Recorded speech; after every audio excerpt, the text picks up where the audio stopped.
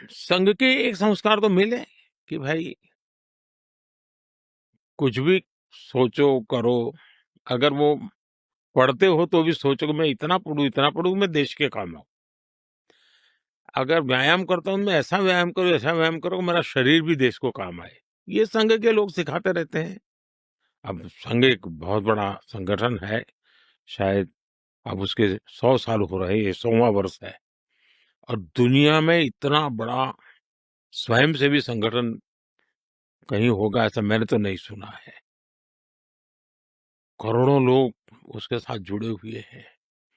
लेकिन संघ को समझना इतना सरल नहीं है। संघ के काम को समझने का प्रयास करना चाहिए। और संघ स्वयं तो एक पर्पज ऑफ लाइफ जिसको कहे, इसके विषय में आपको एक अच्छी दिशा देता है।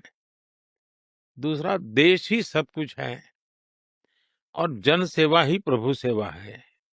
ये जो हमारे वेद काल से जो कहा गया है, जो हमारे ऋषियों ने कहा, जो विवेकानंद ने कहा, वही बातें संघ के लोग करते हैं।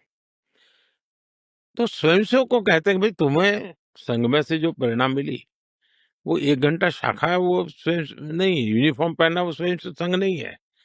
तुमने समाज के लिए कुछ करना चाहिए। और वो उस प्रेरणा से आज ऐसे काम चल रहे हैं, जैसे कुछ स्वयंसेवकों ने सेवा भारती नाम का संगठन खड़ा किया है।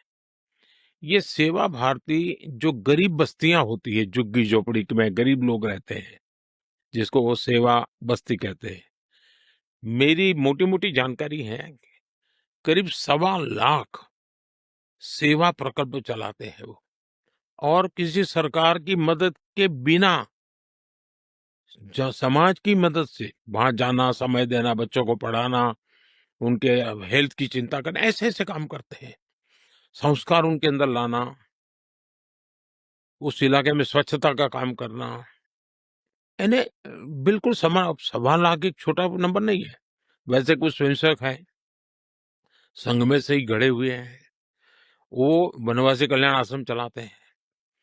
और वो जंगलों में आदिवासियों के बीच में रह करके आदिवासियों की सेवा करते। 70,000 से ज्यादा वन टीचर वन स्कूल, एकल विद्यालय चलाते हैं। और अमेरिका में भी कुछ लोग हैं जो उनको लिए शायद $10 या $15 का डोनेशन करते हैं इस काम के लिए। और वो कहते हैं कि एक कोका कोला नहीं पीनी है इस महीने, एक कोका कोला मत पियो और उतना पैसा ये एकल विद्यालय को दो। अब 70,000 एकल विद्यालय आदिवासी बच्चों को पढ़ाने के लिए करना। कुछ स्वयंसेवकों ने शिक्षा में क्रांति लाने के लिए विद्या भारती नाम का संगठन खड़ा किया। करीब 25,000 स्कूल चलते हैं उनके देश में।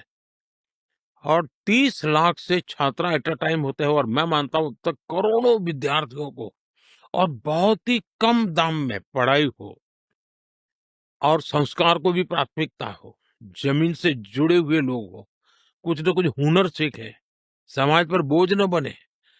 यानी जीवन के हर क्षेत्र में वे, चाहे महिला हो, युवा हो, इवन मजदूर, शायद उन मेंबरशिप के हिसाब से मैं कहूं तो भारतीय मजदूर संघ है, शायद उसके 55,000 के करीब यूनियंस है शायद।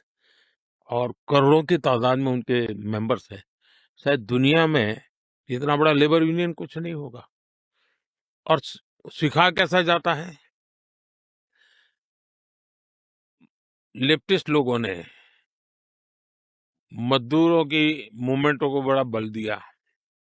लेबर मूवमेंट जो लगे हैं उनका नारा क्या होता है, workers of the world unite, दुनिया के मजदूरों एक हो जाओ, फिर देख लेंगे, ये भाव होता है। ये मजदूर संघ वाले क्या कहते हैं, जो आरएसएस की शाखा से निकले हुए स्वयंसेवक मजदूर संघ चलाते हैं, वो कहते हैं वर्कर्स यूनाइट द वर्ल्ड। वो कहते हैं workers of the world unite, ये कहते हैं workers unite the world. Unite the world. ये कितना बड़ा वाक्य, दो शब्दों में इधर उधर है, लेकिन कितना बड़ा वैचारिक बदलाव है। ये संघ की शाखा से निकले हुए लोग अपनी रुचि, प्रकृति, प्रवृत्ति के अनुसार जब काम करते हैं, तो इस प्रकार के गतिविधियों को बल देते हैं। और जब इन कामों को देखेंगे, तब आपको 100 साल में राष्ट्रीय स्वयंसेवक संघ ने भारत के सारे चकाचौंध दुनिया से दूर रहते हुए एक साधक की तरह समर्पित भाव से, तो मेरा ये सौभाग्य रहा कि ऐसे पवित्र संगठन से मुझे संस्कार मिले जीवन के, लाइफ ऑफ पर्पज में जो मिला।